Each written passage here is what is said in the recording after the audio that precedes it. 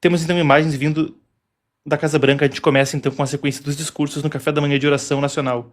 Aqui uma conselheira sênior falando.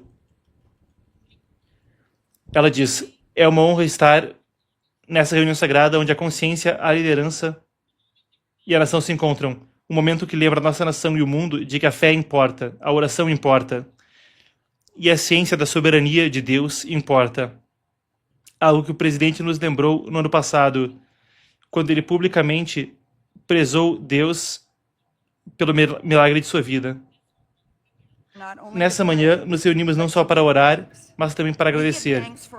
Nós agradecemos um presidente que entende que a fé não é só uma coisinha privada para se pensar de vez em quando, mas um bem público. Um presidente que não só fala da fé, mas que agiu para protegê-la, a defendê-la e elevá-la ao nível mais alto possível. Eu estou agora, hoje, diante de vós, com uma perspectiva única.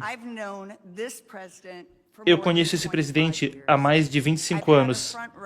Eu tive um assento de primeira fileira,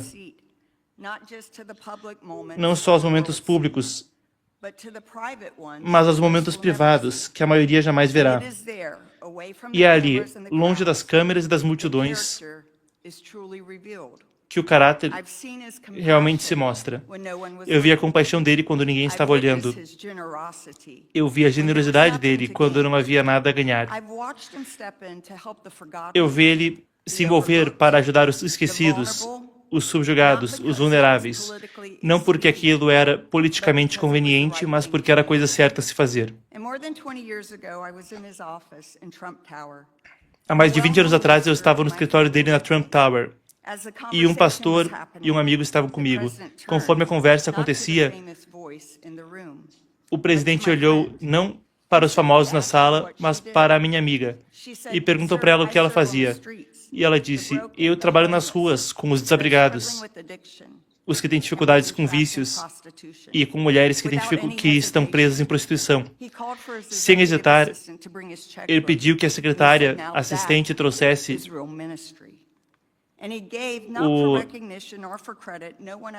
os seus cheques.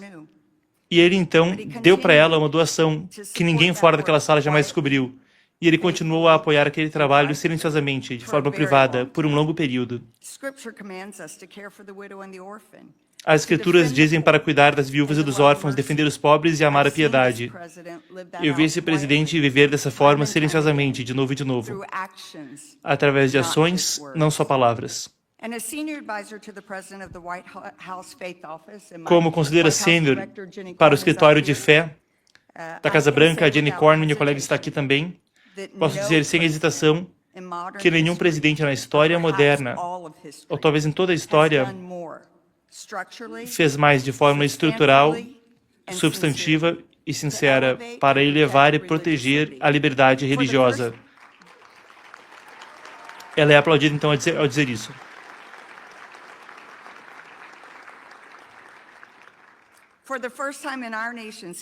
Pela primeira vez na história da nossa nação, a fé tem sido institucionalmente elevada através da criação do histórico escritório de fé da Casa Branca. Esse é nosso aniversário de 1 ano. Não é uma questão de símbolo, mas de substância. Ele fica na ala ocidental, garantindo que as pessoas de fé sejam parceiros-chave ao servir os vulneráveis, servir as famílias e garantir a alma da nação aqui no exterior. O presidente compreende uma coisa muito profunda, de que a fé não é uma ameaça à liberdade, é a fundação da liberdade. Orar não é uma fraqueza.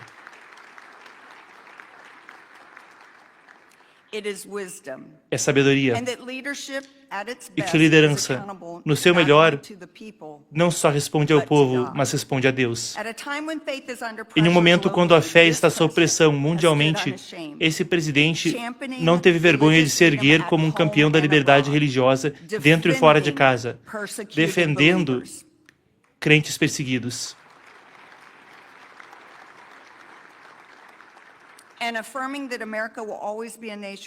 E afirmando que a América será sempre uma nação onde as pessoas serão livres para venerar, livres para falar e livres para viver de acordo com a sua consciência. Ele está trazendo paz através de grande força. Na verdade, o presidente Trump trouxe novamente a religião a essa nação e além dela. É a minha grande honra apresentá-los, e eu acho que eu posso falar isso não só como uma conselheira sênior, mas como sua amiga, o maior de todos os tempos, o maior campeão de fé que nós já tivemos no ramo executivo, o 45º e o 47º presidente dos Estados Unidos, erguam-se para aplaudi-lo, um homem que eu tenho a honra de chamar de amigo, presidente Donald J. Trump.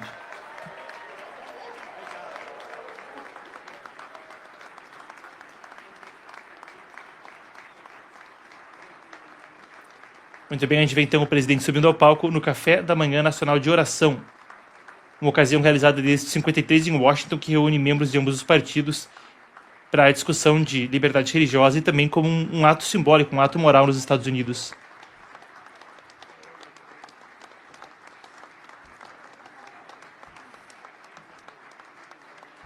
E a gente detecta ali o presidente de El Salvador, é ele, não é? Nayib Bukele ali então ao lado do presidente americano.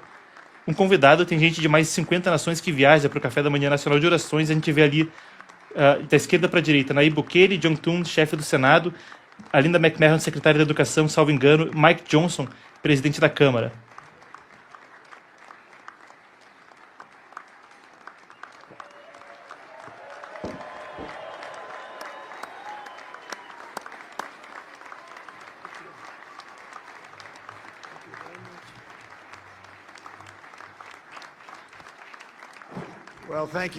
Trump falando, muito obrigado e obrigado a Paula. Ela é uma mulher incrível, tem estado comigo por muito tempo, desde o início. Essa é uma linda tradição americana e é uma honra estar de volta aqui com alguns líderes incríveis e pessoas de fé. No Café da Manhã Nacional de Oração, eu acho que eu estive aqui todas as vezes. É difícil recusar o convite, eu não tenho coragem. Às vezes eu quero recusar, mas eu não tenho coragem. Às vezes eu voltei de uma viagem horrorosa,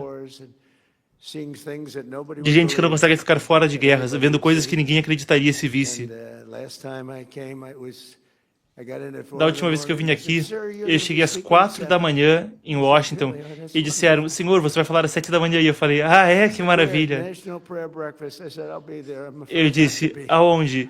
E aí me falaram, é no Café da Manhã Nacional de Oração. E eu falei, então eu vou. Eu não tenho coragem de não ir, porque eu preciso de toda a ajuda que eu posso ter. Ele aponta para cima. Sabe, eu nunca... O pessoal da fake news que está ali atrás me filmando, esse pessoal nunca me dá folga. Da última vez, eu estava falando com algumas pessoas e eu estava falando sobre eu jamais ir para o paraíso. Não dá para ser sarcástico com o pessoal da mídia, porque eles escrevem, e quem escreve, quem lê é diferente de quem ouve. Mas eu falei, brincando, eu acho que eu não vou para o paraíso, eu acho que eu não estou qualificado, eu acho que não tem nada que eu possa fazer, mas eu acho que, na verdade, algumas das coisas boas que eu estou fazendo, incluindo para a religião, incluindo aqui as coisas que temos dito pela religião, mesmo tendo feito isso e tantas outras coisas, eu digo que, puxa, eu não vou me qualificar, eu não vou conseguir chegar no paraíso. Aí o New York Times fez o quê? Colocou uma matéria de primeira página dizendo: o Donald Trump está questionando o significado da própria vida. E eu digo, não, eu só estava me divertindo, eu estava fazendo brincadeiras. Quer dizer, talvez eu devesse ir para o céu. Bem, eu não sou uma pessoa perfeita, mas eu fiz muitas coisas boas para pessoas perfeitas. Mas eu quero agradecer as dezenas de congressistas que estão aqui hoje pela manhã, incluindo um homem de imensa fé e de imenso talento. Ele é um homem extremamente talentoso. Ele é de uma minoria pequena. Ele tem uma pequena maioria. Às vezes somos minoria, às vezes somos maioria. Como é que a gente ganha no Congresso com minoria ali, hein?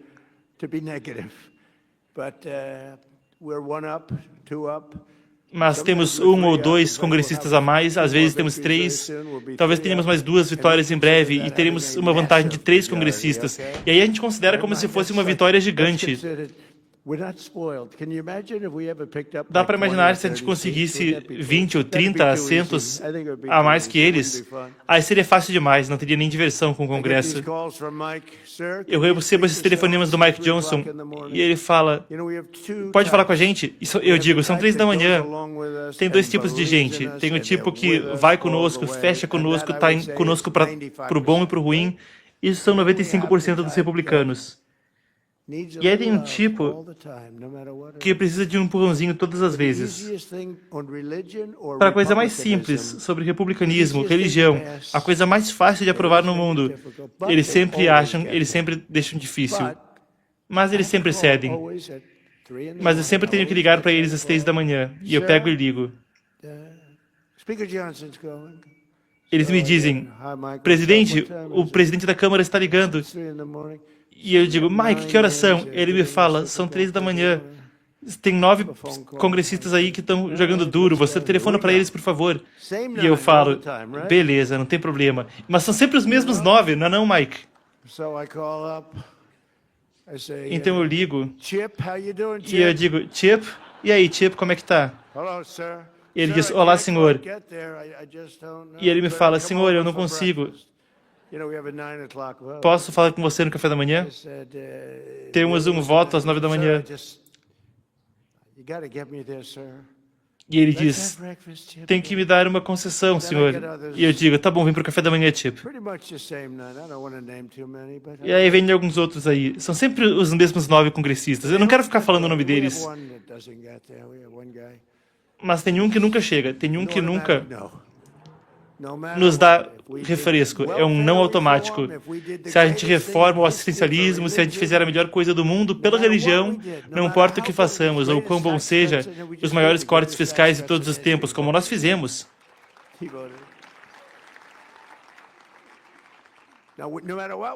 Não importa o que façamos.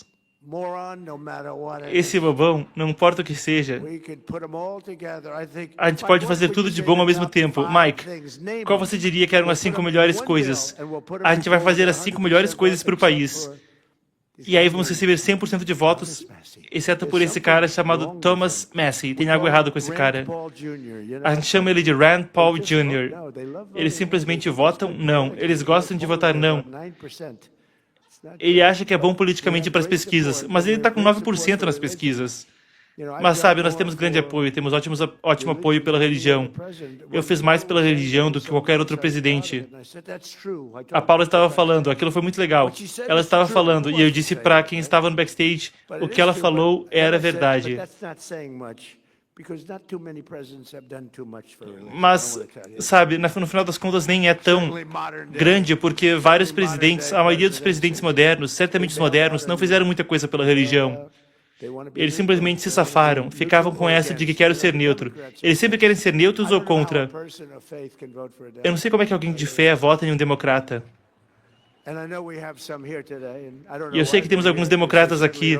Não sei por que eles estão, porque eles certamente não votam conosco. Eu certamente sei que não vamos convencer eles a votar por uma coisinha chamada identidade de eleitor. 97% das pessoas apoiam. Até os eleitores democratas apoiam.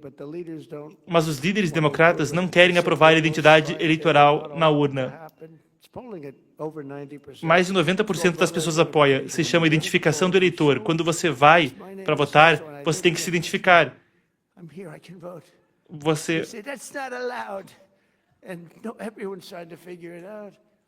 As pessoas não querem que você dê uma identidade para votar. Sabe, esses democratas fazem uma coisinha aí para ganhar. Sabe o que eles fazem? Eles trapaceiam. Mas tá bom, não tem problema. Eles talvez sejam os melhores do mundo em trapacear, mas queremos aprovar identidade para o eleitor votar e outras coisas. E fazer os democratas votarem é muito difícil, mas nós somos gratos aos co-presidentes do café da manhã, os congressistas Ben Cline e Jonathan Jackson e o governador Bill Lee do Tennessee. Muito obrigado.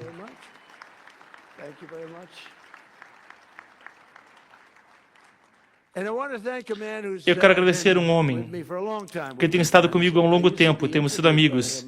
Eu costumava ser entrevistado por ele e ele só queria falar de guerras. Qual é desse cara? Ele é ainda muito inteligente, foi para as melhores universidades e era um dos melhores alunos. Assim como eu também fui um ótimo aluno, mas ninguém acha isso. Ninguém acha que o Pete foi um ótimo aluno. Pensam que o cara era durão, um lança-chamas. Mas é bom ser um cara assim para a posição de secretário da guerra. Pete Hegseth, que trabalho você fez?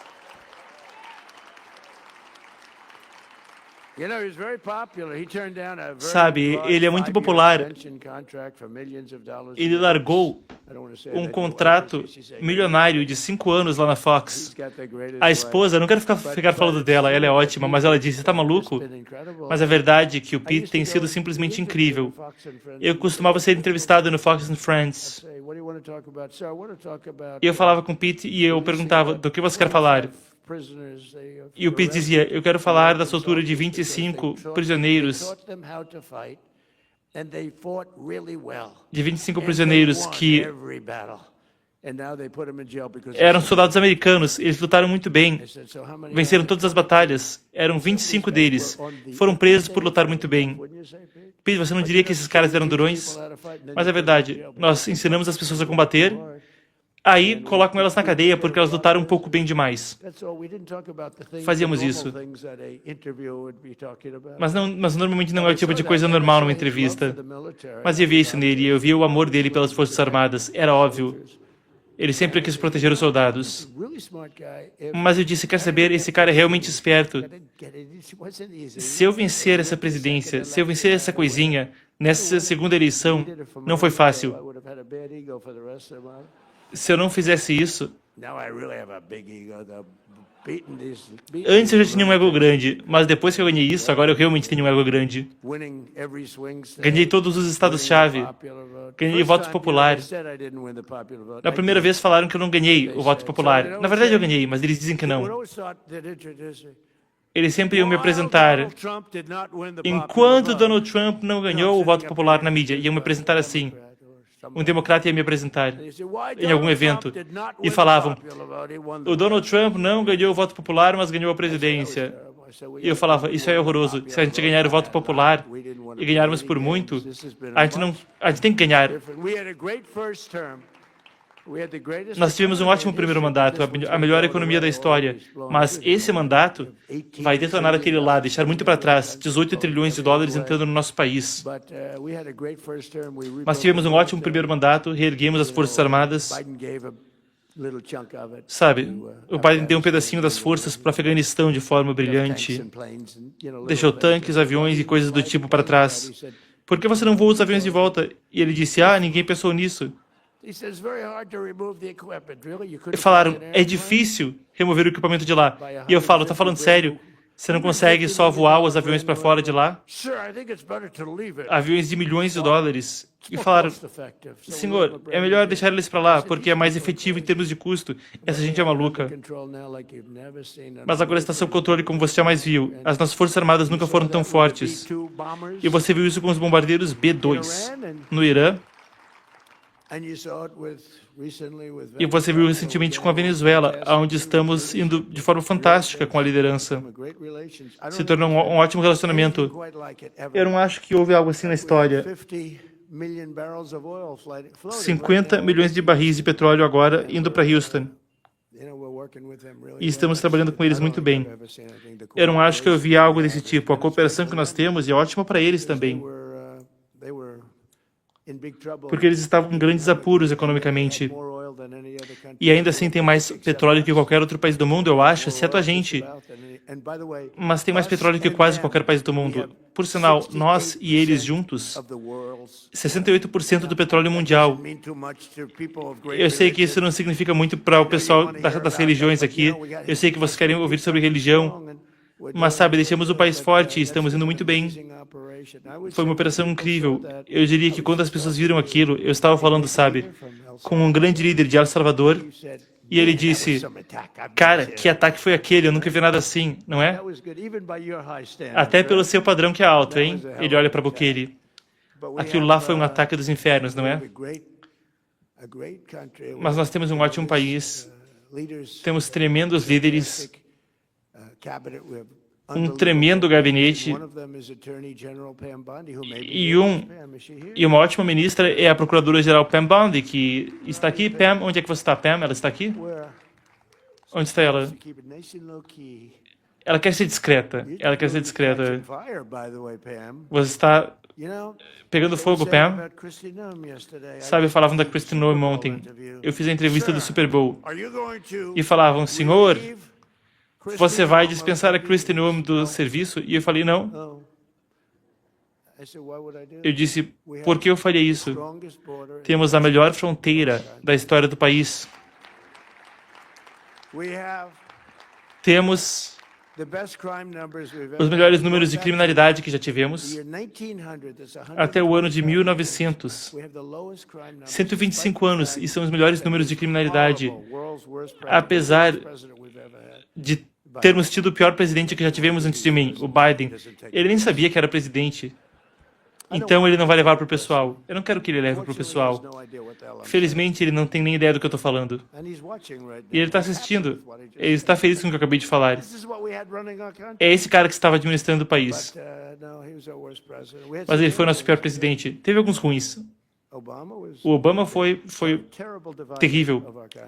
Um homem que dividiu nosso país. Ele era um divisor. E acredite ou não, estamos unindo o país. Sabe o que está unindo o país? O nosso tremendo sucesso. Temos tremendo sucesso. Mais investimento sendo feito no nosso país agora do que qualquer país já teve, por muitas vezes. Se você voltar 10 anos atrás, um certo país que não era nós, recebeu 3 trilhões. Agora, em 11 meses, porque os números do 12º ainda não entraram, 18 trilhões de dólares de investimento entrando. O maior da história tinha sido 3, muitos anos atrás.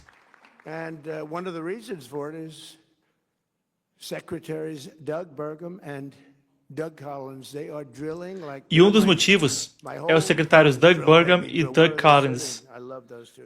Um dos meus slogans é perfure, rapaz, perfure. Onde é que vocês estão? E quem estaria? Catherine? Olá, Catherine. Chris. O que eles estão perfurando de petróleo, eles estão perfurando como ninguém. Eu falei com o Chris ontem. E ele disse, senhor, estamos perfurando mais petróleo do que qualquer um jamais perfurou, dobrando o número. Eu estava em Iowa na semana passada com os fazendeiros. Estamos indo muito bem com os fazendeiros. Demos para eles subsídios de 12 trilhões após as tarifas, porque estavam tirando vantagem deles, os outros países. Falei, quanto foram prejudicados? Disseram, 12, e eu fiz o cheque. E eles nem querem, só querem ser tratados de forma justa.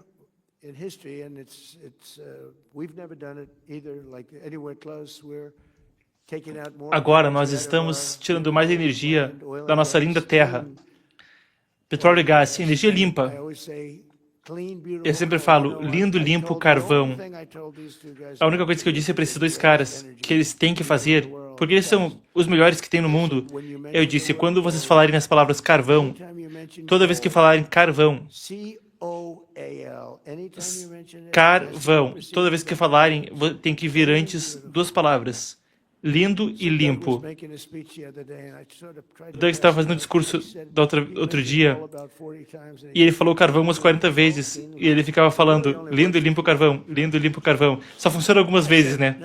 Eu disse, não, quando você falar carvão, lindo e limpo.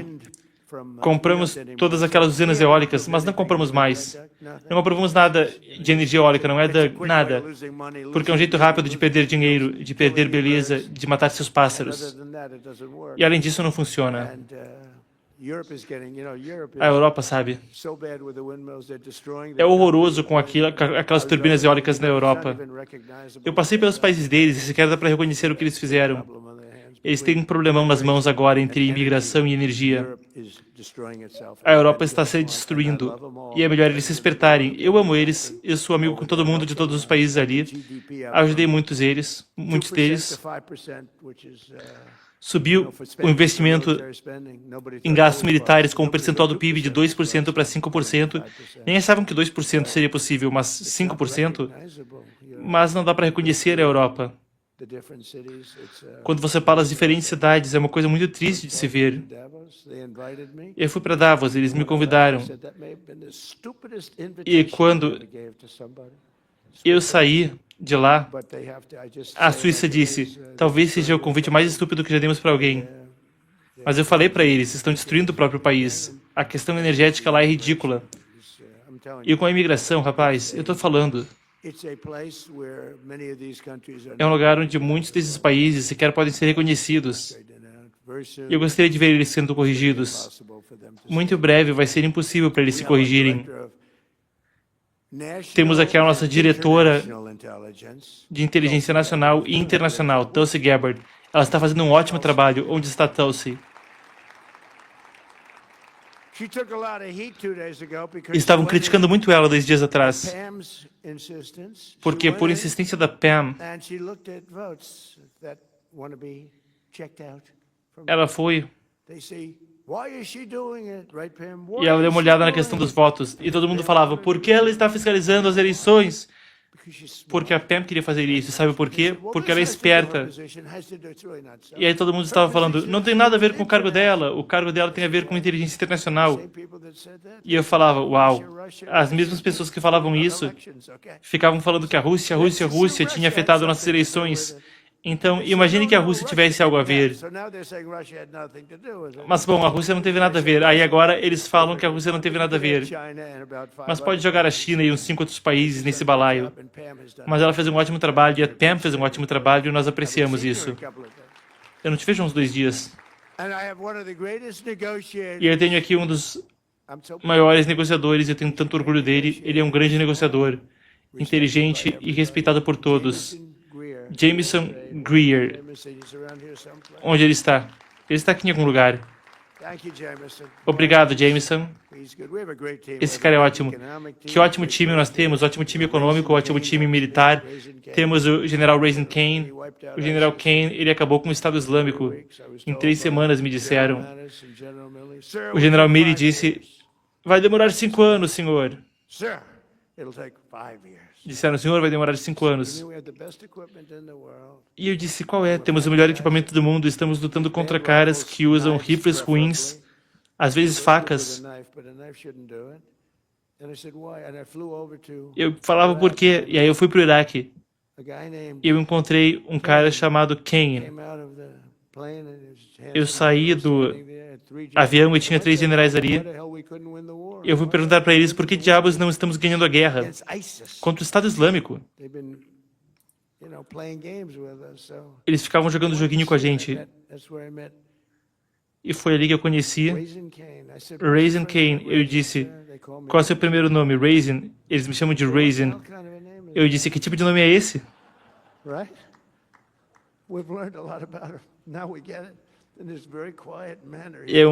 Ele tem esse jeito bem quietinho, mas ele é brutal. Pergunta para Venezuela. Pergunta para o Irã. Eles estão negociando agora. Temos uma frota grande indo para lá. O Irã. Então o Raising, ele estava ali no avião. Eu perguntei, qual o seu nome?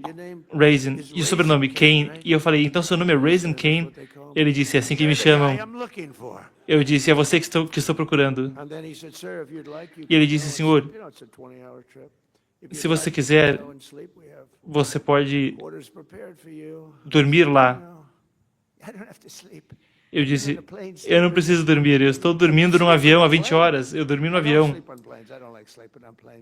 Na verdade, eu não gosto de dormir em aviões, sabe? Eu gosto de ficar olhando pela janela, procurando mísseis e inimigos. Mas ele disse, temos um lugar preparado para você e podemos nos encontrar depois de você descansar. E eu falei, não, vamos lá agora. Então fizemos isso. E eu disse para ele, me dizem que vai demorar 5 anos para derrotar o Estado Islâmico. Ele disse, não, senhor. Eu perguntei quanto tempo demoraria, General Kane. Ele disse, senhor, podemos fazer em 4 semanas. Eu disse, quê? Ele disse, podemos fazer em 4 semanas, senhor.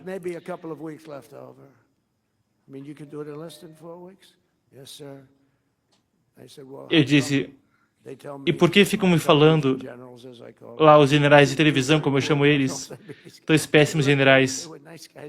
Eles eram gentis, mas eles não tinham o cara necessário. Algumas pessoas simplesmente não têm o que é necessário, não importa o que. Como é que eles me disseram que ia ser 4 ou 5 anos? E o general me disse, eu não quero falar mal de ninguém, então eu não vou comentar. E eu achei aquilo muito legal. Ele disse, senhor, vamos usar essa base aqui até o momento em que chegarem ao alvo, eles têm que voltar e reabastecer. E ficamos fazendo as coisas dessa forma porque não queremos ofender os outros países. Temos muitos aeroportos portáteis por todo o Oriente Médio. Nós temos equipamento que ninguém tem. Temos aeroportos que parecem melhor que o aeroporto Kennedy. São construídos na areia e demoram uns 2 minutos para erguê-los. O equipamento é inacreditável. Podemos aterrissar qualquer avião neles. São portáteis. Temos muitos deles. Teríamos que usar eles.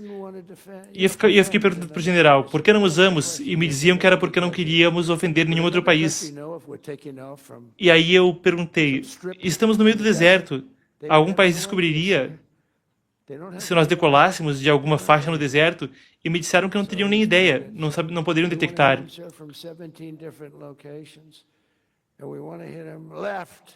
Ele me disse, senhor, queremos atingir eles de 17 locais diferentes, esquerda, direita, de cima e de baixo, oeste, norte, sul, leste. Senhor, eles não saberão o que diabos aconteceu. E nós fizemos aquilo da forma politicamente correta. Se fizéssemos aquilo da forma politicamente correta, demoraria 5 anos. Ligaríamos para o chefe de Estado e diríamos, queremos atacar o Estado Islâmico hoje. Assim que o telefonema fosse feito, eles iriam ligar para o Estado Islâmico e falar, você vai ser atacado, saia daqui. Mas não é assim que acontece com o Raising Cane e com o Pete Hegseth. Não é assim que trabalhamos agora. Temos um método um pouco diferente. Então eu voltei para Washington e eu falei, sabe, esse cara... E aí eu dei uma olhada, e ele era tão respeitado. E eu falei, uau, ele é realmente respeitado. Eu liguei para ele e eu falei, general, boa sorte. Deus te abençoe. Eu digo isso para as pessoas todas as vezes. Foi a mesma coisa quando eu dei o ok para o ataque na Venezuela e no Irã. Todos estamos num quarto juntos, observando os ataques, e sempre dissemos, Deus te abençoe. Tenha uma jornada segura. É uma jornada perigosa. Essas são jornadas perigosas.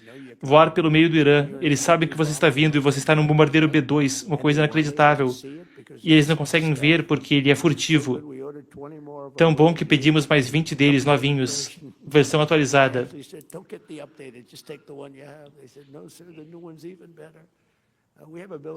Temos forças armadas. Ninguém tem forças armadas como nós temos. E eu reergui, por sinal, no meu primeiro mandato. Eu acho que foi uma das melhores coisas que eu fiz. E agora, estamos realmente reerguendo as forças armadas para valer. Mas no final das contas eu liguei e eu perguntei, você acha que pode fazer, general? Ele disse sim, e estava acabado em 3 semanas. E aí a eleição foi fraudada, eu não estava no cargo, e o Estado Islâmico se reergueu, se reergueu, se reergueu, e agora tem um pouquinho de Estado Islâmico lá de volta. Nós detonamos ele no outro dia pela Nigéria, que eles estavam matando cristãos. Sabia disso? Você não pode matar cristãos. Quando cristãos estão sendo atacados, eles sabem que quem atacou vai ser atacado de forma sanguinária e viciosa pelo presidente Trump.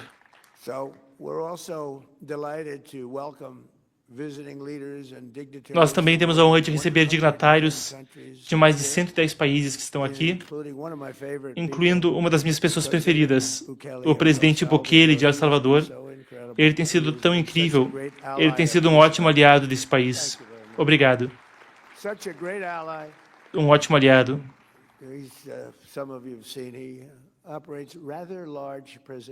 Alguns de vocês viram isso. Ele tem uma presença, ele opera prisões tão grandes que de um lado você não consegue ver o outro. Você precisa de binóculos de um lado para ver o final dela do outro lado. E eles fazem um bom trabalho, um trabalho que é muito humano, mas eles têm prisões muito fortes. Eles receberam muitas pessoas que capturamos, os assassinos e traficantes, as pessoas que entraram no nosso país ilegalmente e já fizeram crimes imensos. Tínhamos 11.888 assassinos. E muitos deles agora estão nas suas prisões, não é? E ele faz um trabalho incrível. Sabe, esse é um café da manhã religioso. Você vai sair daqui e falar, uau, esse cara é o cara mais malvado que eu já vi. Mas não é isso, é só que eu quero manter esse país seguro. Então eu quero te agradecer, senhor presidente, pelo trabalho incrível que você está fazendo. E ao seu pessoal que trabalha conosco também, não é fácil. Esse café da manhã de oração vem em um momento especial para o nosso país, enquanto nos preparamos para celebrar o aniversário de 250 anos da independência americana.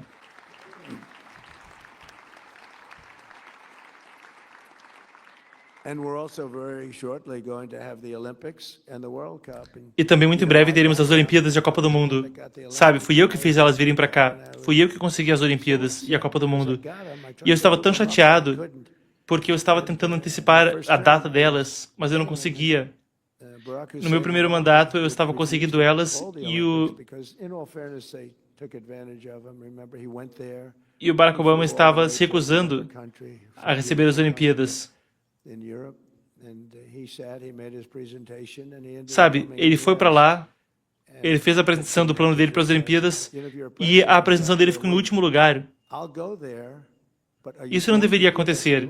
Se você é um presidente, você tem que falar, olha, se eu vou para lá, você vai me dar as Olimpíadas, senão eu não vou. Então dizem que o Obama fez uma ótima apresentação, ficou em quarto lugar, último lugar. Então ele detestava esse pessoal do Comitê Olímpico. Eu sei que ele não vai falar isso, mas eu falo por ele. E então ele se recusou a se envolver com as Olimpíadas. Eu recebi um telefonema dos democratas, o pessoal democrata de Los Angeles me ligou e falaram, olha, o presidente não liga para o Comitê Olímpico, não está telefonando para eles. E eu tinha acabado de ganhar a presidência, então eu nem estava envolvido no processo. E eu liguei para esse senhor da Dinamarca. Dá para acreditar, Dinamarca, eles têm um pedaço grandão de gelo que a gente está negociando, hein? O maior pedaço de gelo do mundo. O maior pedaço de gelo do mundo. Eles nunca vão ficar sem água.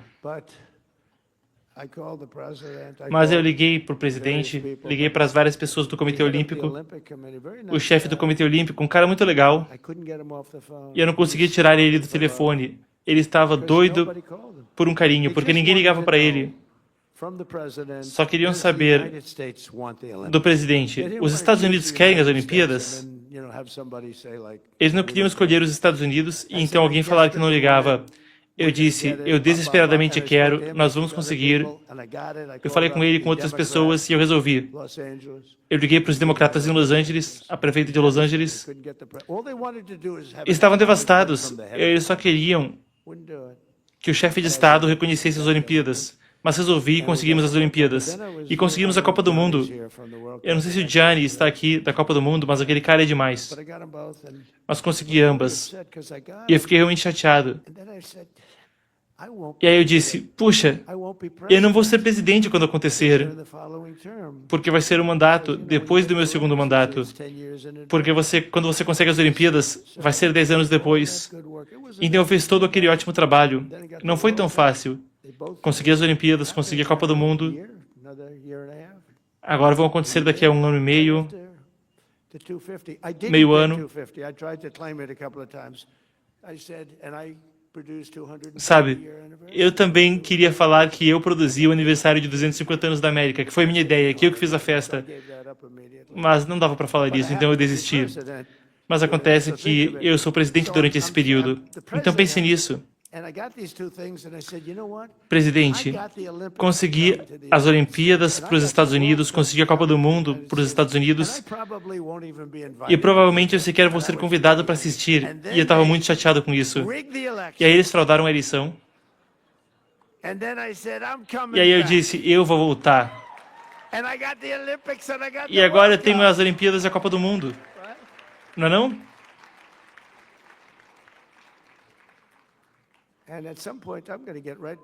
E em algum momento eu vou voltar para o teleprompter e aí vocês vão falar: ah, que ótimo discurso.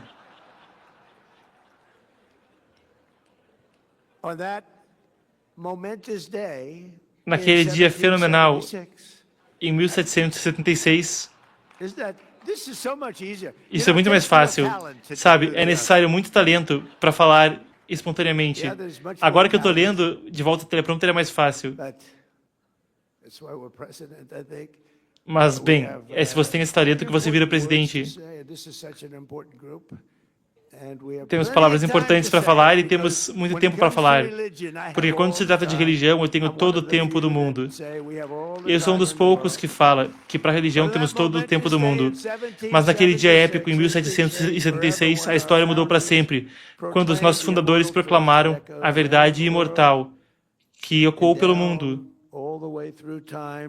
e que ecoou pela eternidade do tempo. Declararam que todos nós nascemos livres e iguais pela mão de nosso Criador. Muitos presidentes se recusam a falar isso. Eles se recusam a falar isso. Alguns se recusam, alguns políticos grandes se recusam a falar a palavra Deus. Não querem falar. Eu digo.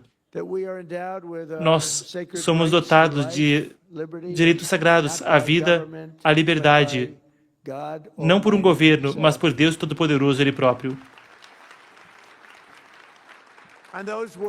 E essas palavras soaram da Filadélfia e iniciaram uma revolução não só na América, mas no coração de toda a humanidade. Os princípios da Declaração de Independência, que é... Temos uma de 3 cópias, belamente dentro da sala oval.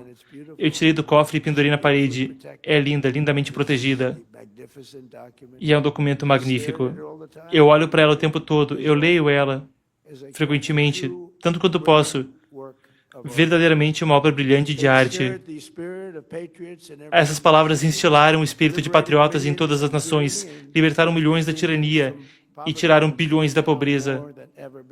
E agora, mais do que nunca, estamos melhor do que jamais estivemos antes. Em um ano, pense nisso. Senhor orador, presidente da Câmara, temos que manter isso rolando. Os democratas admitem isso. Nenhum presidente no seu primeiro ano fez as coisas que fizemos. Quando pensa nisso, o maior corte fiscal da história, maior até que no primeiro mandato. Nós fizemos mais algo, e eu acho que trouxemos de volta o espírito do nosso país. Sabe, há 2 anos atrás,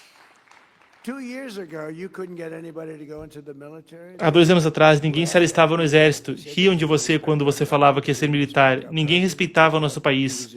Ninguém respeitava o nosso presidente. Achavam que era uma piada, que o país era uma piada. Outros países riam da gente e tiravam vantagem da gente com tarifas. E nós não podíamos cobrar, e eles podiam cobrar. Mas agora podemos cobrar. E vamos conseguir na Suprema Corte também. Porque recebemos centenas de bilhões de dólares. Somos uma nação rica novamente, fazendo o que outras nações fizeram contra nós por muitas e muitas vezes. Mas a maior coisa é o que está acontecendo aqui, o espírito do nosso país. Isso passa pela religião e também pelas Forças Armadas. Não conseguíamos recrutar ninguém para as Forças Armadas. Era o pior que já havia sido, há 2 anos e meio atrás, sob o governo do sonolento Joe Biden. Eu chamo ele de Joe Dorminhoco e Joe Corrupto. Eu fico fazendo pesquisas. Qual é melhor, Joe Corrupto ou Joe Dorminhoco? E fica mais ou menos meio a meio aí. Então eu uso os 2 nomes. Mas agora nós temos os melhores recrutamentos que já tivemos. Todo mundo quer estar nas Forças Armadas. Não conseguimos fazer ninguém, não eu, mas eles, o último governo. Sob eles, ninguém queria estar na Força Aérea, na Guarda Costeira, nos Fuzileiros, na Marinha, na Força Espacial, que agora está cada vez mais importante. Eu sou tão orgulhoso disso porque eu sou o pai da Força Espacial, fui eu que abri esse ramo. Mas não conseguíamos conseguir gente para entrar nisso, incluindo nossos departamentos policiais e de bombeiros. Não havia orgulho da nossa nação, estávamos sem espírito, mas agora tivemos as maiores estatísticas de recrutamento da história do nosso país. Tem lista de espera de gente querendo entrar nas Forças Armadas. E, na verdade, queremos estender as Forças Armadas, hein? Senhor orador, tem tanta gente querendo entrar nas Forças Armadas, sabe?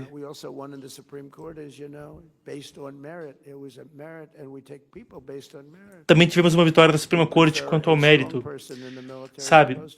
Valorizamos mérito. Preferimos alguém forte nas Forças Armadas ao invés de alguém fraco.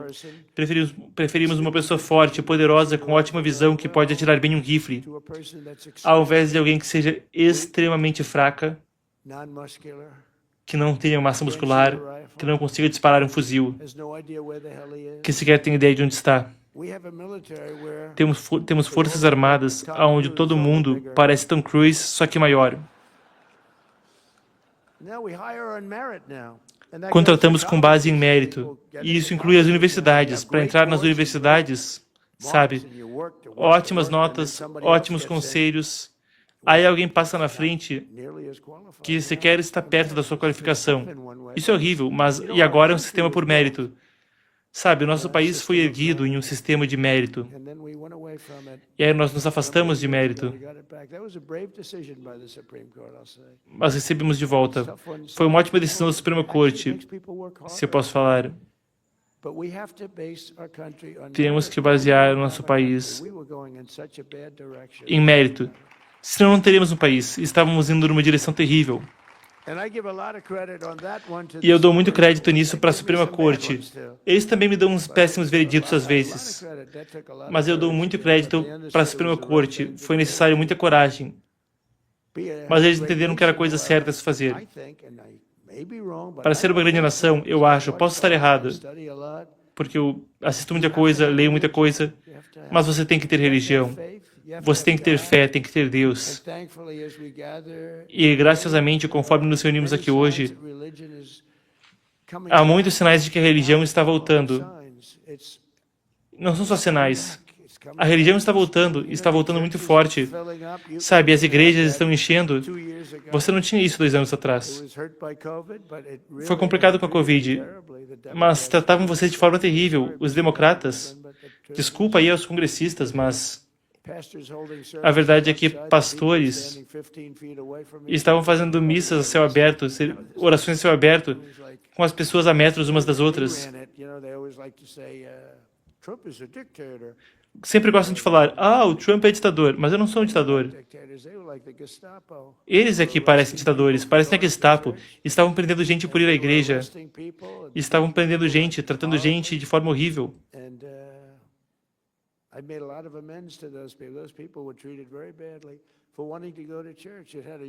As pessoas eram tratadas muito más por querer ir na igreja. E o impacto foi péssimo para as igrejas. Mas agora está voltando de forma muito forte. Ninguém nunca viu nada assim.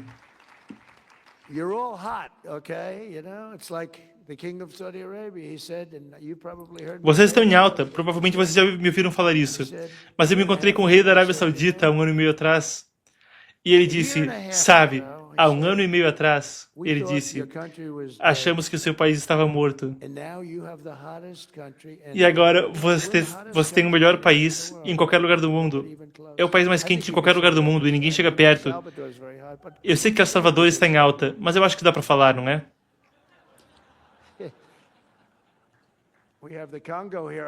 Temos o pessoal do Congo aqui. O Congo está em alta, não é não? Acabamos de encerrar uma guerra. Uma das 8 guerras que encerramos, não é? E esse cara aqui é demais. Ele me falou sobre quem sofreu, e aquelas pessoas sofreram muito. Em 2025, mais cópias da Bíblia Sagrada foram vendidas nos Estados Unidos do que em qualquer momento nos últimos 100 anos. Que tal esse dado? Que tal essa? Sabia disso, senhor orador? Sabe, o Mike Johnson é uma pessoa muito religiosa. E ele não esconde isso. Às vezes ele fala para mim quando estamos almoçando. Ele diz, senhor, vamos orar? Eu digo, quê? E o almoço? Mas por mim, não tem problema nenhum.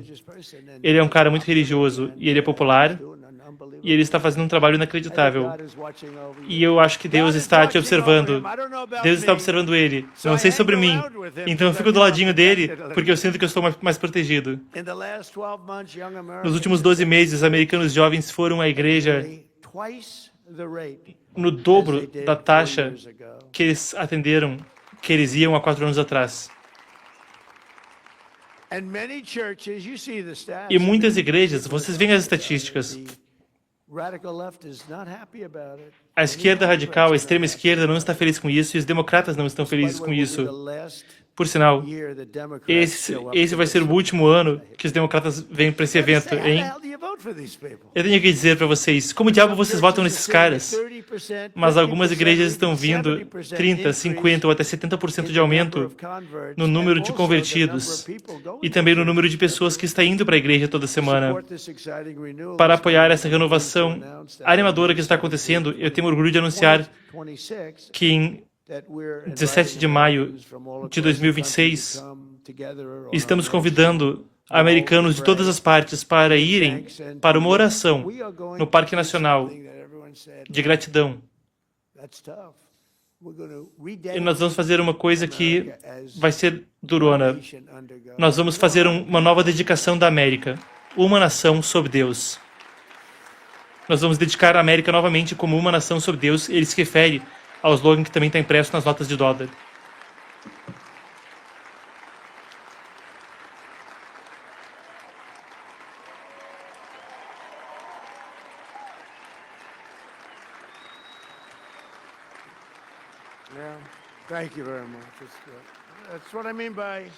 É isso que eu quero dizer com o Espírito. Isso é incrível. Eu vejo tanto disso. Eu nunca vi nada como isso acontecer em um ano. Eu achei que demoraria 1, 2, 3, 4 anos para estar onde estamos. Mas realmente em 10 meses, estamos no 12º mês. Mas estamos em um nível que nunca chegamos antes como país. E isso inclui religião. Mas tem um ótimo espírito nessa nação. Isso inclui a religião. Não dá para ter um ótimo país se você não tiver religião. Você tem que acreditar em algo. Tem que acreditar que o que estamos fazendo tem um propósito por trás. Tem que haver um propósito. Estamos trabalhando, estamos nos comportando. Eu me comporto porque eu tenho medo de não me comportar, porque eu não quero me colocar em apuros. Ele olha para cima. É uma coisa tão positiva e as pessoas estão começando a ver. Estão indo para a igreja, famílias estão se desenvolvendo. As coisas que estão acontecendo no nosso país agora são boas, mas temos que tirar as coisas ruins. E estamos sendo muito duros com lei e ordem e contra o crime. E eu odeio falar isso porque parece que essas coisas não andam lado a lado. Mas você não pode ter situações onde as pessoas entram na igreja, aí saem e tem criminosos tirando vantagens delas. Coisas horríveis que não dá nem para descrever. Isso não vai mais acontecer. Washington DC agora é uma cidade muito segura. Quando eu tomei posse, Washington DC era uma armadilha. Muita gente estava sendo morta. 2 ou 3 por semana. E estavam sendo mortas.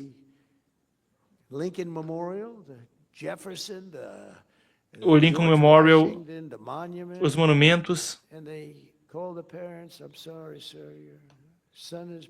Mandam os filhos para cá para ver os monumentos. E aí ligam para os pais e falam, desculpe, seu filho morreu. É o quê? O filho morreu. Isso não vai mais acontecer. Sabe, nós tiramos 2.500 monstros de Washington, D.C. Não é só a questão das tropas. Sabe? E também acho que fica mais bonito. Você passa pela rua e tem uns caras de 2 metros nas ruas com aquela cara de mal. Eu acho isso bom. Eles têm cara de mal quando eles veem criminosos. Eles tiraram daqui o trem de Aragua. Eles detonaram. Detonaram os criminosos. Nós deportamos eles para de onde vieram. Mas tiramos mais de 2.000 criminosos de linha dura das ruas. 2% da população produz 90% da violência, dos crimes violentos.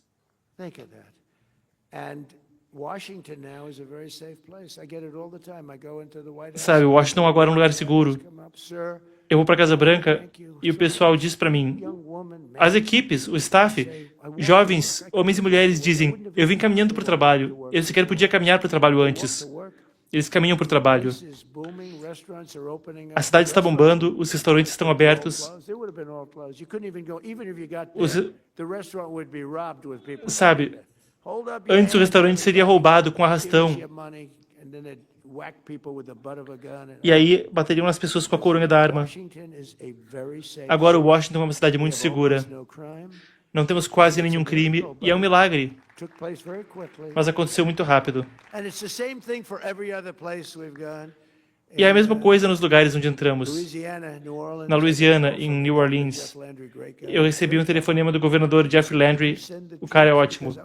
E ele disse, pode mandar as tropas? Porque esse lugar está fora de controle. Eu mandei. Em um período de 2 semanas, abaixamos o crime. Agora, baixou 77%, 80%. E em mais um mês, sequer vai ter crime naquela maravilhosa cidade de alegria. Não vão mais ter crime ali. É incrível. Memphis, Tennessee é outra.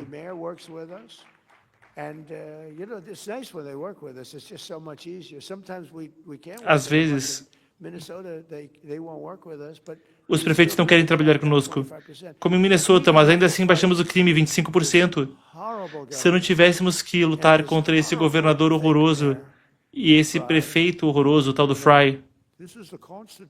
Sabe, essa é a Constituição dos Estados Unidos. As pessoas não querem ser roubadas. Não querem um assassino morando do lado delas. Alguém que matou 3 pessoas em um certo país e aí agora está vivendo lindamente aqui. Porque falando de forma geral, se mataram em outro país, eles não vão ser os melhores cidadãos. E são pessoas duronas. Lembrem, na campanha eu falava que os criminosos deles fazem os nossos parecerem nenezinhos. São algumas das pessoas mais viciosas do mundo. Só mandam os piores pra cá. Sabe, esses caras são inteligentes, como o presidente aqui de El Salvador. Ele nos mandou um que outro, hein? Eu não quero falar com ele sobre isso. Mas ele mandou alguns complicados.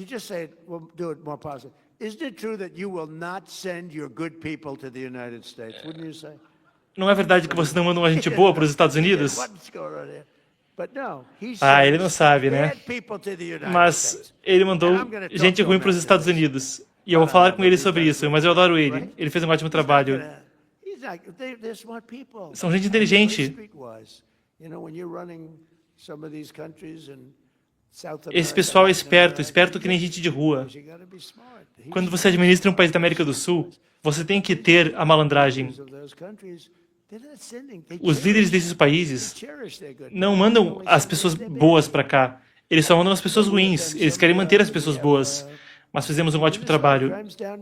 Em Minnesota, o crime abaixou apesar de termos que lutar contra esses lunáticos ali, que por sinal estão roubando dinheiro. Eu acho que, na verdade, isso é um acobertamento dos 19 bilhões de dólares que eles roubaram. Eu acho que eles fazem isso como um acobertamento. Sob o governo Trump, estamos fortemente por trás dos americanos de fé, parando os ataques contra nossos valores, nossas tradições, defendendo a liberdade religiosa como nenhum outro presidente. Eu creio que como nenhum outro presidente jamais fez. Nós nos livramos da sinistra emenda Johnson para que os pastores possam falar a verdade e para que possam fazer isso sem a remoção de seus sem impostos adicionais. Eu estive com um grande grupo de padres, pastores, rabinos. Tínhamos um grupo de pessoas, um ótimo grupo. E eu pedi ajuda. Eles estavam animados para a minha primeira eleição. E eu não quis ser alguém que ficava forçando a barra, porque eu não sou alguém que força a barra. Eu não queria ser agressivo demais com eles. Então fizemos 2 reuniões. Na segunda reunião, havia líderes muçulmanos, havia todo mundo.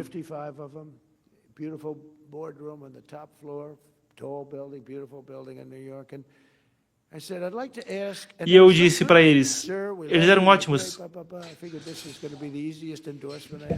Eu pensei, vai ser o pessoal mais fácil de conseguir que me apoie na eleição. E aí, quando eu pedi, vocês podem me apoiar, eles falaram, a sala ficou quieta, parecia morte. E eu perguntei, ei, por que vocês estão quietos? Vocês estavam sendo gentis e agora vocês parecem assustados. E um deles pegou e falou, ele disse, senhor, estamos muito preocupados porque se falarmos sobre política, se apoiarmos você, nós perderíamos imediatamente nossa isenção fiscal e a igreja iria falir. Eu falei, como é que é? É a emenda Johnson, do Lyndon Johnson. Ele brigou com alguns pastores em Dallas, ele não gostava deles, eles não se gostavam. O pastor achava aquilo horrível.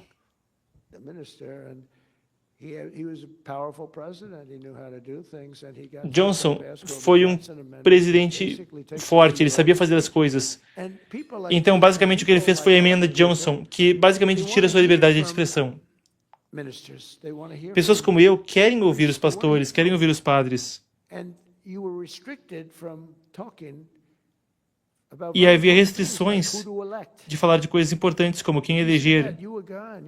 Se você falasse isso, já era, não pode falar, mesmo se falasse de forma gentil, mesmo se fosse para beneficiar a igreja. E nós trabalhamos duro, e eu acho que isso vai ser permanente muito em breve, Mike, mas queremos acabar com a emenda Johnson. Não sei, se você falar uma coisa ruim sobre o Trump, aí talvez eu mude de ideia e talvez eu revogue imediatamente sua isenção fiscal, hein?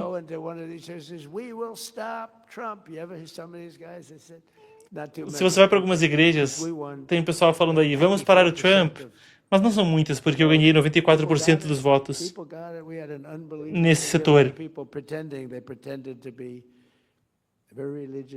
Tinha muita gente que fingia ser religiosa. Eu não acredito que eram. Mas no final das contas, sabe, o Robert Jeffress está aqui? Robert Jeffress estava na televisão em 2016, quando eu tinha acabado de anunciar que eu ia disputar. E ele disse, havia 17, 18 candidatos e outros 17. Ele disse, eu conheço todos os candidatos muito bem. E eu conheço Trump só um pouquinho. Talvez ele não seja tão bom com a Bíblia quanto alguns dos outros. Talvez ele não tenha lido a Bíblia, tanto quanto alguns outros candidatos. Na verdade, talvez ele jamais tenha lido a Bíblia.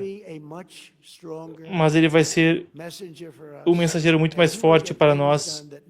E ele vai fazer coisas por nós que nenhum outro homem tem a capacidade de fazer. E eu o apoio. Aquele cara, aquilo lá foi muito interessante. E eu acho, Paulo, que a gente fez mais do que qualquer um poderia ter feito. O que nós fizemos, ninguém mais conseguiria fazer.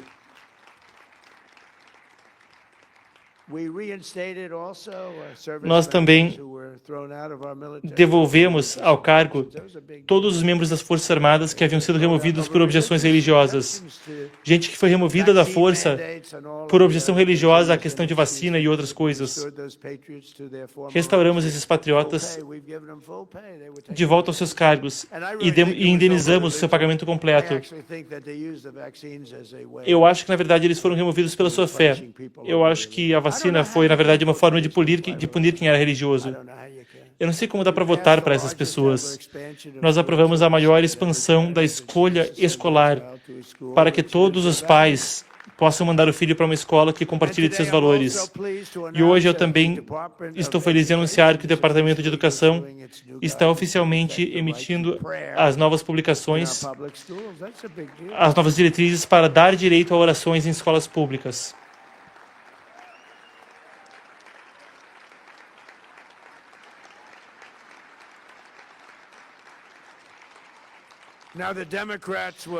Agora, os democratas vão nos processar, mas nós vamos vencer.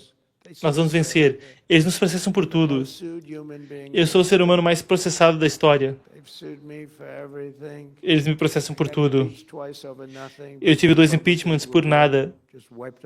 Mas os republicanos foram muito bem e resolveram no Congresso. Eu recebi impeachment, fui indiciado, mas tudo foi resolvido.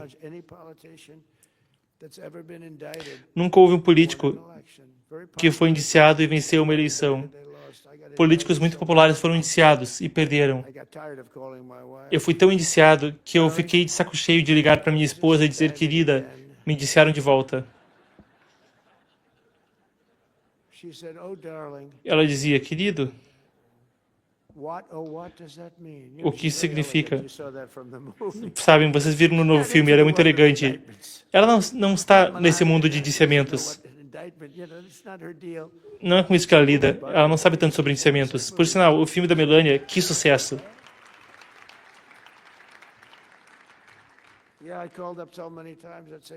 Eu liguei para ela tantas vezes.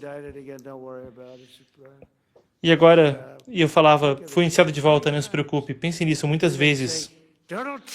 E aí falam, Donald Trump está usando o sistema de justiça para acertar as contas. E eu não estou. Mas eu não teria o direito de fazer isso. Pense nisso. Nunca houve na história um presidente que foi tratado como eu fui tratado. É incrível. Eu fiz aquela entrevista ontem. E fizeram uma pergunta. Você está utilizando o Departamento de Justiça para o seu próprio ganho pessoal? E eu disse, me indiciaram 87 vezes. Mas nós não fazemos isso, não é, Pam? Nós fazemos o que é certo. Fazemos o que é certo. E a Pam faz. Temos ótimas pessoas trabalhando lá. Fazemos o que é certo. Nós expandimos a política da cidade do México para fazer com que o dinheiro do contribuinte parasse de ser utilizado para promover ideologia de gênero radical mundo afora. Nenhum outro presidente fez isso. E o meu governo também voltou ao Consenso de Geneva, a declaração afirmando o direito de famílias soberanas protegerem a família, a vida e terem fé em Deus. Nenhum outro presidente fazia isso. Eu assinei uma ordem executiva para cortar o financiamento federal para qualquer escola pública que fique empurrando essa insanidade transgênero para a nossa juventude. Quem pensaria nisso? Se você voltar 15 anos no tempo e falar, eu parei a mutilação de crianças. A palavra certa é mutilação. Estão mutilando. Mutilação de crianças. Se você falasse isso 15 anos atrás e eu falar, de que diabos ele está falando? Esse cara é maluco? Ainda estamos descobrindo os níveis, você nunca viu. Mas esse negócio de transgênero para todo mundo, eles querem transgênero para todo mundo. Nós paramos isso. E de forma importante, nós tiramos os homens dos esportes femininos. Já chega dessa bobagem.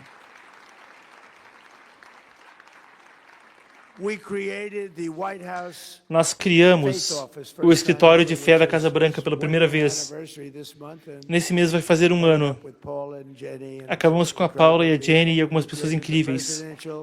Criamos a Comissão Presidencial para a Liberdade Religiosa. É uma ótima comissão, por sinal. Uma comissão fenomenal. Todo mundo queria estar nessa comissão. Realmente incrível. E temos gente incrível nisso. Eu assinei uma ordem executiva para combater a vil escória do antissemitismo, que realmente está fora de controle, está em crescimento. É surpreendente, ninguém achou que veria isso acontecer de forma tão rápida nos 4 anos de Biden.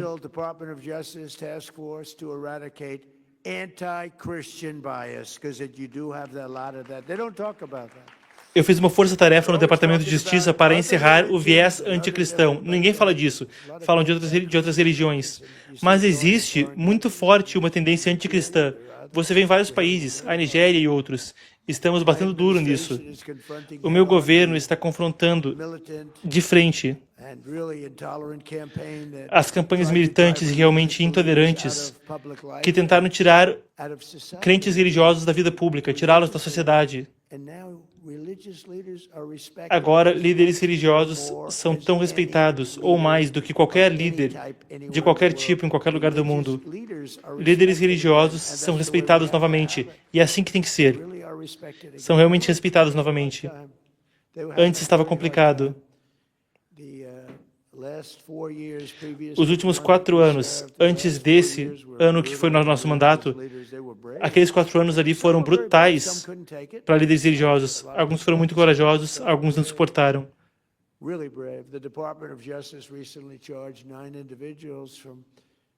O Departamento de Justiça indiciou 9 indivíduos por invadir uma igreja em Minnesota e arruinarem os direitos de primeira emenda dos americanos. Eu vi aquela invasão. Pam, foi violento. Eu vi as pessoas que estavam lá. Algumas estavam assustadas e algumas estavam erguendo a mão, dizendo que acreditavam em Deus. Mas foi uma invasão violenta. E gritando, seus pais são nazistas. Estavam gritando aquilo para as pessoas na igreja. E eu achei que o pastor foi ótimo. Ele estava muito calmo. Tinha gente gritando contra ele, bem no meio de uma missa. A Pam está envolvida nisso. E eu vou falar, as pessoas estão felizes com o trabalho que estamos fazendo, porque aquelas são pessoas más. Tinha um lá que odiava o Trump. Aqueles caras, aquilo lá foi uma coisa horrível em Minnesota. E se deixássemos aquilo acontecer, não daria para ter igrejas. Todo mundo teria medo de ir para igrejas. E nós não vamos permitir isso, não é?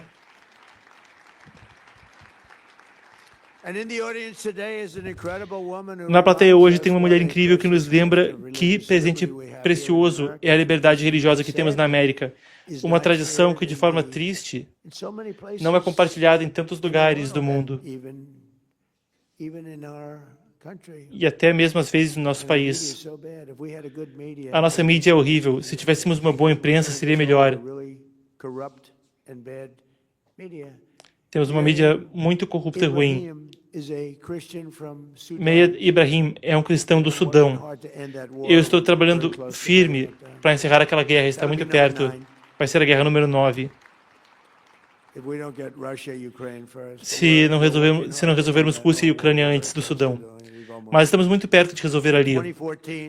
Em 2014, uma corte da Sharia no Sudão sentenciou ela a 100 chicoteadas e à morte por casar com um homem cristão. Na época, ela estava grávida de 8 meses com uma filha. Miriam foi obrigada a renunciar à sua fé em Cristo, mas ela se recusou a fazer isso. E ao invés, deu à luz aquela filha, a Maya, enquanto ela estava algemada, sendo espancada e vivendo em condições que ninguém nessa sala conseguiria imaginar. Crentes religiosos por todo o mundo se uniram na causa de Miriam, oraram pela sua proteção e, de forma bem-sucedida, pressionaram pela sua soltura. E eu fiz isso. Eu fiz isso com um telefonema. Ela tinha tanto apoio, foi tão fácil. Quando eu expliquei às potências ali, aos poderes que estavam lá, disseram, Senhor, faremos imediatamente. Eu queria que eu soubesse disso antes, mas é um mundo grande e tem muita gente. Miriam e a filha Maya estão aqui. Elas agora vivem em segurança na América, onde nós protegemos os cristãos. Nós não os matamos, nós os protegemos. E agora você está sendo mais protegida do que já foi antes. Então, Miriam e Meia, muito obrigado. Onde vocês estão? Estão aqui em algum lugar. Onde vocês estão? Por favor, fiquem de pé. Obrigado. Ele fala então da história de Miriam e Maya, cristãs perseguidas no Sudão, hoje em proteção na América.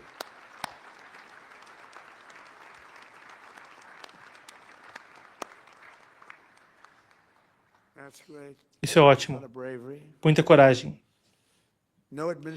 Nenhum governo na história moderna fez mais para confrontar o fardo de cristãos perseguidos por todo o mundo do que nós. Para nós, isso é uma missão.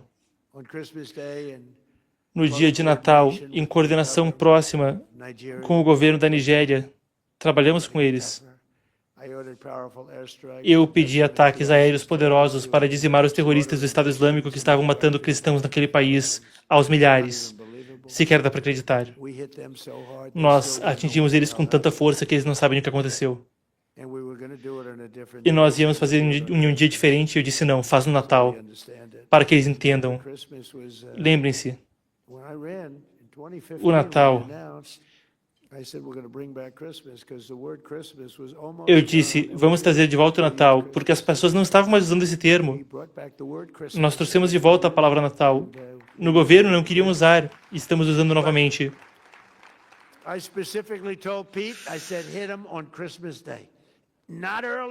Eu disse para o Pete, atinja no dia de Natal, não mais cedo nem mais tarde.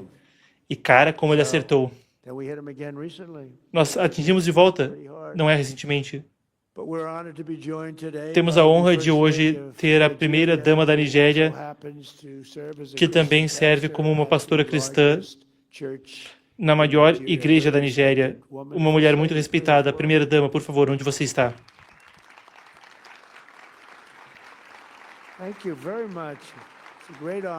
Muito obrigado, é uma grande honra. Uma pessoa muito respeitada também. Obrigado. Eu também estou trabalhando incansavelmente para encerrar conflitos perigosos e superar ódios ancestrais. Em outubro, eu encerrei a guerra em Gaza, salvando centenas de milhares de vidas. Temos paz no Oriente Médio. É a primeira vez em 3.000 anos. Temos paz. Tem algumas chamas ainda, algumas brasas, mas não é muita coisa. E nós trouxemos de volta o último cadáver dos reféns. Agora todos os reféns, vivos e mortos. E já tínhamos soltado centenas antes disso. Mas conseguimos soltar o último refém, o último cadáver que estava com o Hamas. Agora o Hamas tem que se desarmar. Algumas pessoas dizem que eles não vão se desarmar, mas eles vão. E se não se desarmarem, não vão estar por aí por muito tempo. Eles concordaram em se desarmar. Como a Bíblia nos diz, abençoados são os que trazem a paz. E é verdade. Mas você só pode ter paz, na minha opinião, com força. Se você não tiver força, a paz vai ser muito difícil. E nós temos força. Em um ano eu encerrei 8 guerras ferozes, incluindo Camboja e Tailândia, Kosovo e Sérvia, Paquistão e Índia, Israel e Irã, a Armênia e Azerbaijão. São todas guerras. O presidente Putin me ligou sobre o Azerbaijão. E ele disse, eu estou trabalhando há 10 anos para resolver essa guerra. Como você resolveu? E eu disse, resolvi. Falei com 2 ótimos líderes. Eles vinham se combatendo por muitos anos. Mas resolvemos bem rápido. Alguns meses atrás, bem aqui em Washington, assinamos um acordo histórico de paz entre a República Democrática do Congo e a Ruanda, que provê o primeiro caminho na história para a paz, para encerrar uma guerra inacreditavelmente violenta de 30 anos. E nós estamos hoje aqui com um homem muito, muito corajoso e maravilhoso, o presidente do Congo. Presidente, você pode se erguer, por favor?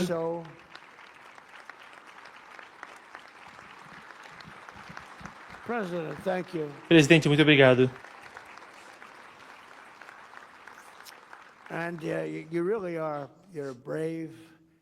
Você é corajoso, um homem corajoso. Eu sei o que você passou.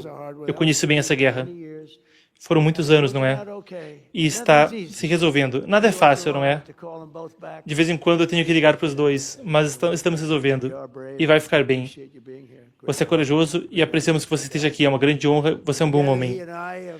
Juntos, ele e eu também assinamos o maior acordo de minerais da história da África e dos Estados Unidos. O Congo tem uma terra magnífica. É uma terra incrível. E ele está indo muito bem. Então nós apreciamos isso. Mas nós assinamos o maior acordo. Algumas das nossas grandes empresas vão entrar ali. Então muito obrigado, senhor presidente. Me liga para qualquer coisa, ok?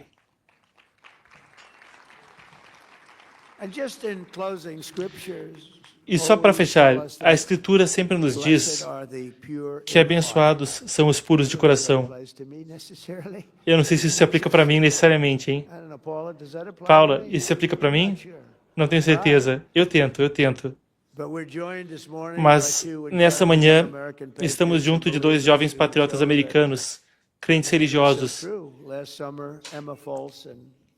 No último verão, Emma Falls e London Smith eram conselheiras em acampamentos, e eu vi aquela catástrofe num acampamento católico.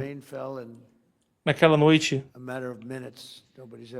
a chuva caiu numa enchente, ninguém viu nada assim. E o rio subiu. Em 20 minutos o rio subiu metros, trazendo devastação e destruição. A Emma corajosamente ajudou a resgatar 14 meninas preciosas para a segurança. E a London, vendo a água subir, reuniu outras meninas em cima de telhados e elas oraram e oraram. E conforme elas oravam, a água milagrosamente parou de subir a apenas poucos centímetros de seus pés.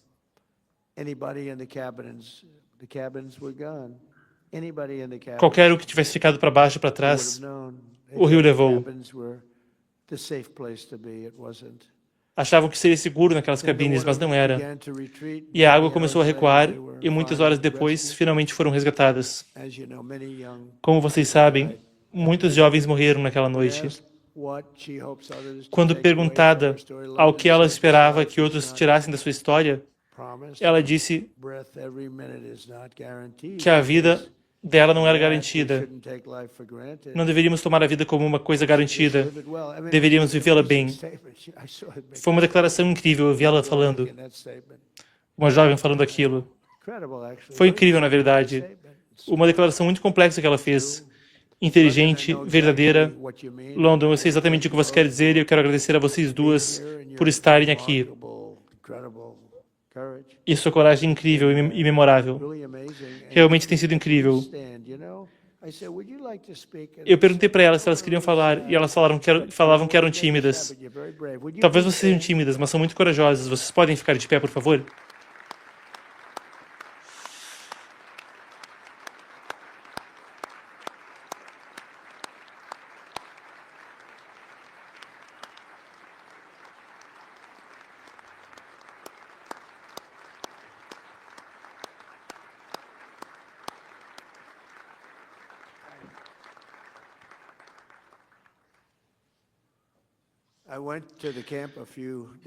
Eu fui para aquela região alguns dias depois da enchente, com a primeira-dama. E foi devastador. Eu encontrei os pais. Não poderia haver nada pior. Foi um momento horrível, horrível. Quase 250 anos. Quase 250 anos depois que nossos pais fundadores tomaram um dos grandes saltos de fé da história, o exemplo de London e Emma mostra que o espírito americano não foi rompido e está mais forte do que nunca.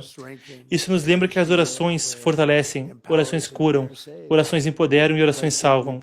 De forma simples, a oração é o superpoder da América. Sempre foi e sempre tem sido. Sempre será. E eu não tenho dúvida de que com o amor, a devoção e o patriotismo do povo nessa sala e de nossos amigos no mundo todo, temos alguns deles aqui, nós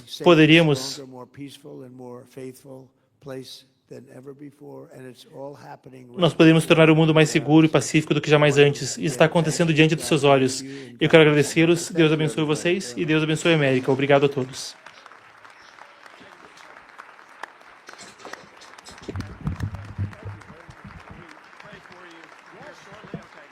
Eles devem fazer uma oração na sequência. O orador pergunta se Trump ficará para a oração. Trump diz que sim, se for agora.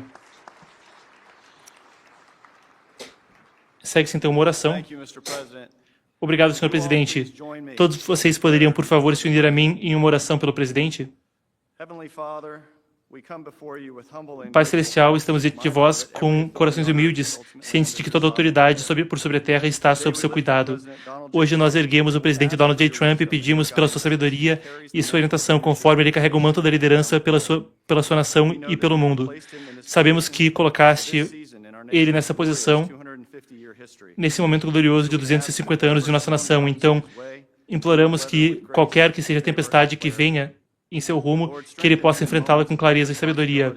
Momentos da história humana trazem grande responsabilidade. Dê a ele paz nos momentos de grande peso. Cerque ele com conselheiros que sirvam honrosamente, falem de forma sincera e coloquem a nação em primeiro lugar. Quando as decisões forem difíceis e o caminho adiante for incerto, que ele possa ser guiado pelo seu espírito de sabedoria e compreensão. Garanta a ele discernimento, enraizado não no entendimento humano, mas na sua sabedoria. Lembre para ele aonde a raiz de sua alegria está e dos planos que tem guardados para ele, sua família e nossa nação. Lembre dele do quão profundamente ele é amado por vós e que o tem na palma de sua mão. Que ele não duvide daquilo que o disse em silêncio e solitude. Guie a ele e guarde seu coração. Que o coração dele possa sempre estar voltado a vós e que a sua vontade possa ser feita através dele. Que ele possa caminhar humildemente e servir humildemente perante vós. Onde houver orgulho, traga humildade. Onde houver incerteza, traga clareza. Através do seu Espírito. Pai, pedimos por sua proteção divina, pelo presidente e sua família. Traga-o mais próximo de si e que a liderança dele reflita os frutos de vossa vontade. Trazemos essa oração em seu precioso e santo nome. Amém. Então, uma oração feita no Café da Manhã Nacional de Oração pelo presidente americano Donald Trump. Mais um orador sobe ao púlpito. Ele diz que possamos sempre ser lembrados que fomos criados à imagem de Deus. No verbo latim deum, que possamos ser lembrados que pedimos pela palavra de Deus. Nosso Deus glorioso e gracioso, pedimos pela deliberação e pela saúde do presidente dos Estados Unidos. E oramos que você seja o árbitro final de quaisquer decisões que ele tome. Que você aumente a estatura de sua sabedoria, porque sem você, nenhum de nós pode ter juízo sobre os detalhes esmagadores de liderança e vida. Hoje oramos pela América e oramos por todos os parlamentares pelo mundo. O livro de Timóteo nos ensina que fosse confiado com liderança. Hoje oramos pelo futuro dessa nação, que você possa liderar esse presidente a níveis mais altos de compaixão pelo seu nome.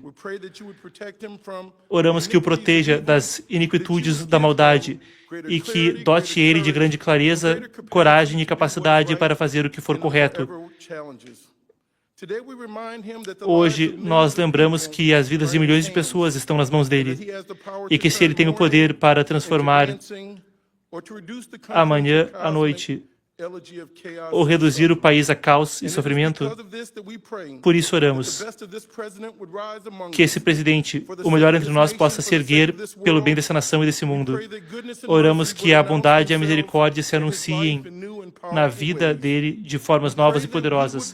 Oramos que ele possa ser ciente dos pobres e que ele possa estar investido na elevação e no alívio do sofrimento, nas fazendas do Centro-Oeste, nas famílias se preparando para enterrar seus entes queridos em Minneapolis. Lembre dele que somos todos americanos feitos à imagem de Deus e que nenhum de nós estará livre, a não ser que todos tenhamos nossas liberdades protegidas.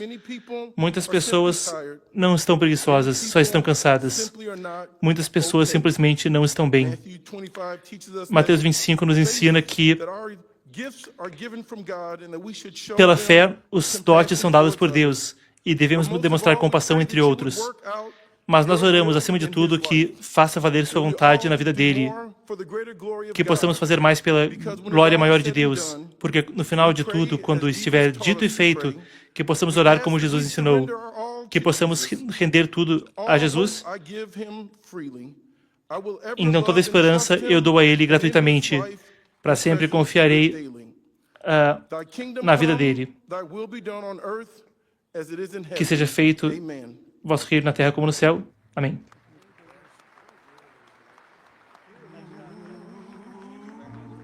Muito bem, nós ouvimos então o Café da Manhã Nacional de Oração nos Estados Unidos.